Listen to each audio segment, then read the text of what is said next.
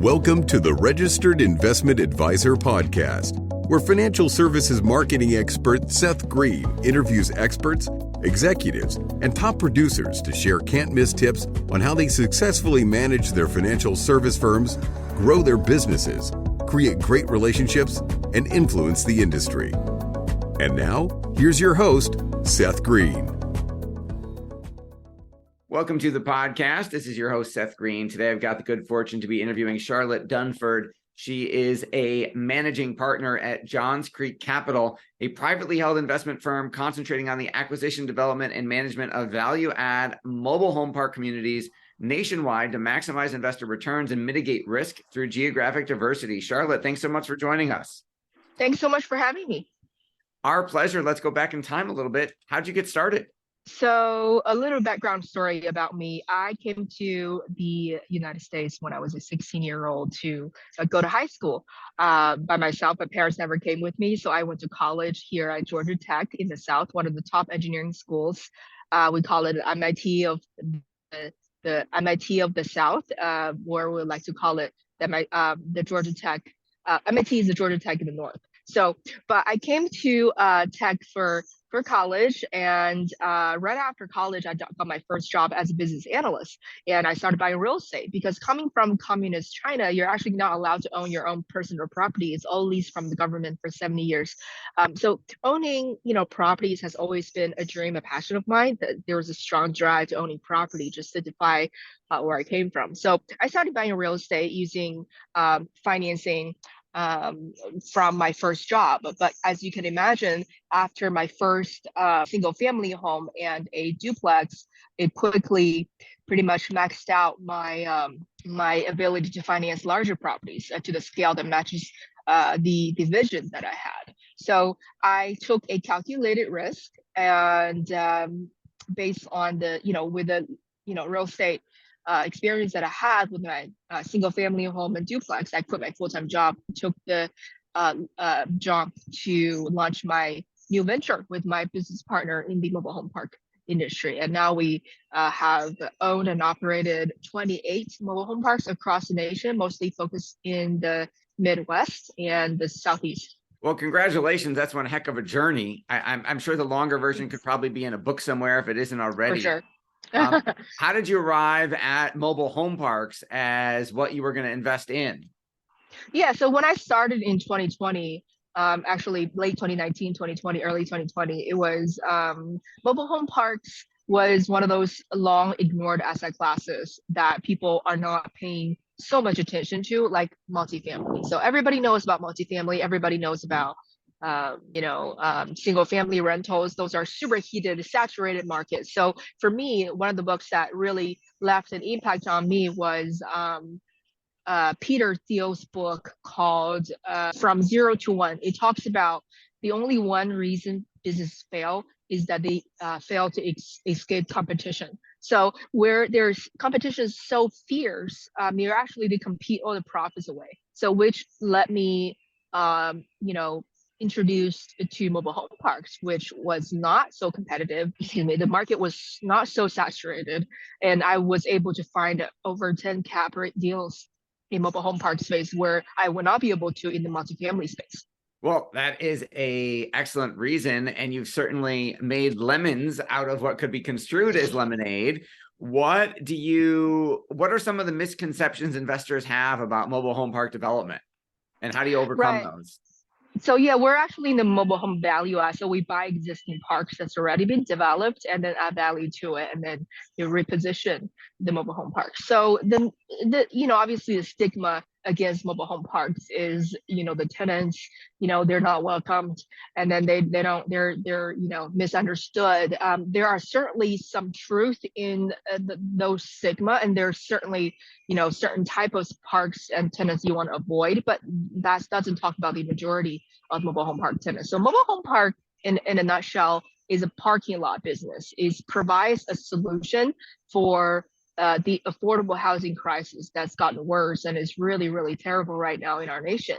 So it plays a piece of the puzzle as a solution to the affordable housing crisis. So it really is a housing product that offers people of low income to be able to afford a home and to be in something like a subdivision in a neighborhood, to be able to have that American dream of owning a home at the same time have it being affordable. And our job as affordable home, manufactured housing community owners, our job is to ensure that we build a better neighborhood and ensure the quality of the neighborhood. So I think that makes a lot of sense. Now, who is an ideal investor in one of your programs? So as a private equity firm, the advantages that this asset class offers is, number one is, we have the monthly cash flow of distributions. We strive to give out distributions every month. And then our goal as far as the return is within 3 to 5 years, we have a internal rate of return for limited partners, our investors, at least about 15%.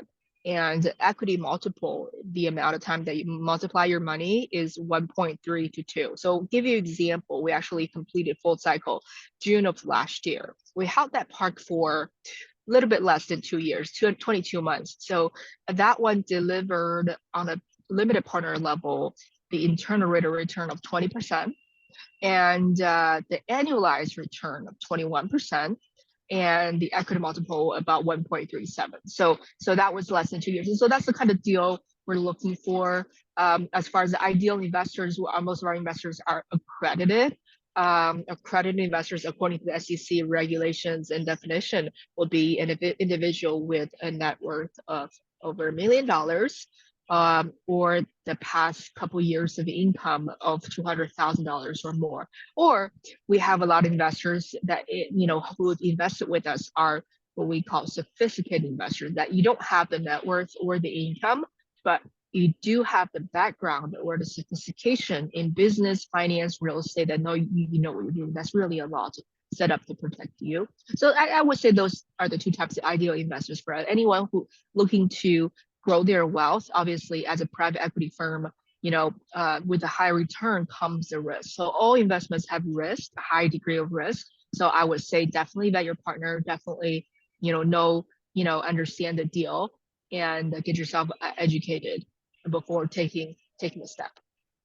Absolutely.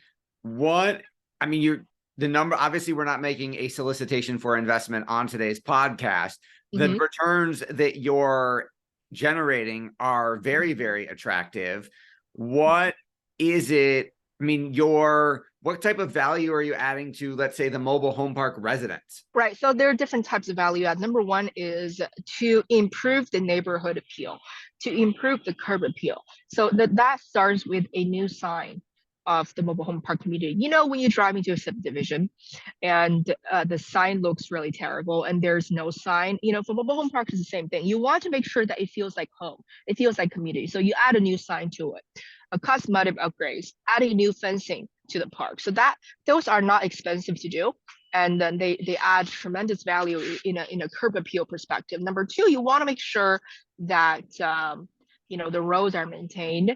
If they're not paved, you may want to look into the budget of paving roads. And then number three is sometimes a mobile home park has several empty lots.